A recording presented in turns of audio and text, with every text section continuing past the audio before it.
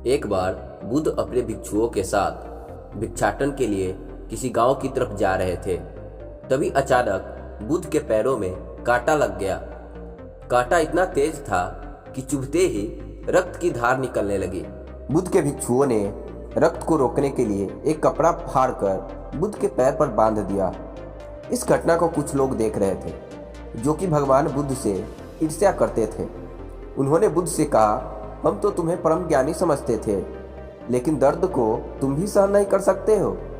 तुम पाखंडी हो और ये हमने सिद्ध कर दिया है। ये कांटे हमने ही बिछाए हैं। इस गांव में तुम्हारा स्वागत नहीं, तिरस्कार होगा। इस गांव में तुमको कोई भिक्षा नहीं मिलेगी। बुद्ध ने उन लोगों से अनुरोध किया कि कृपया करके मुझे इस गांव से भिक्षा लेने दो। बुद्ध के ईर्ष्यालुओं ने बुद्ध का उपहास बनाते हुए कहा कि अगर तुम्हें भिक्षाटन के लिए इस गांव में आना है तो तुम्हें अपने रक्त की बलिदानी देनी होगी। तुमको इस कांटों के रास्ते से गुजरना होगा। भगवान बुद्ध ने उनकी चुनौती को स्वीकार कर लिया और कांटों के रास्ते पर चलने के लिए अपने कदम बढ़ाने लगे। बुद्ध मुस्कुराते हुए कांटों पर चलने लगे। बुद्ध के साहस को देखकर गांव वाले चकित हो गए। कुछ लोगों की आंखें फटी की फटी रह गई।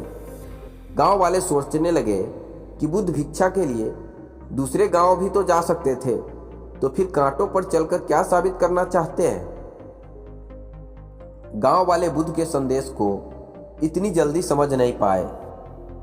यहां पर बात भिक्षा की नहीं, बल्कि जीवन को बदलने की थी।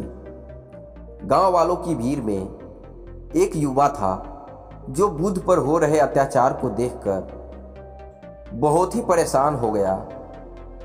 वह युवक दौड़कर आया और बुद्ध के पैरों के सामने से कांटे को हटाने लगा।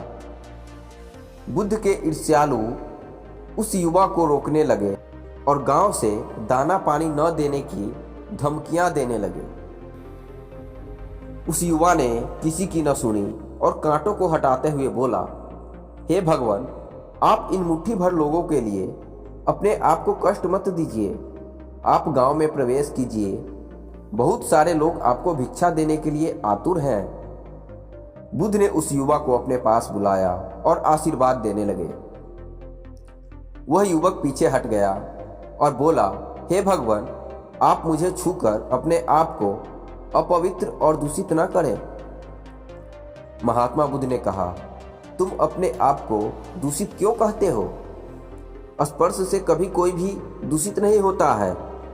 मनुष्य तो लोभ, लालच, घृणा, ईर्ष्या से दूषित होता है। तुम्हारे अंदर तो प्रेम भरा है।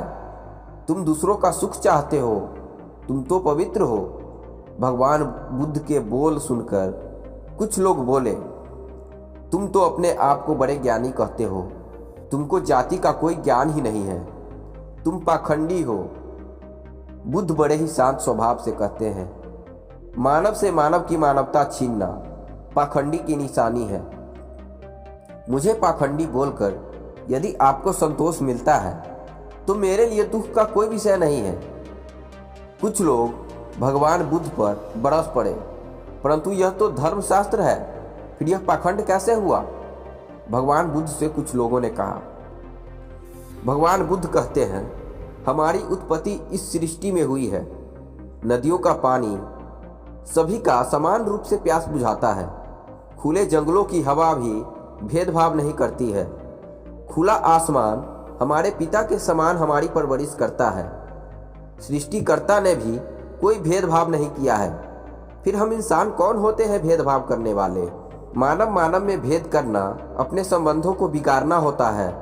बुद्ध के वचन के बाद कुछ लोग कहते हैं, अगर आप इतना ही कहते हैं तो फिर इस युवा को जो अछूत है, इसे अपना भिक्षु क्यों नहीं बना लेते? बुद्ध ने कहा कि अच्छा सुझाव है। उस युवा से भगवान बुद्ध ने कहा, अगर तुम चाहते हो तो तुम मेरे भिक्षु बन सकते हो।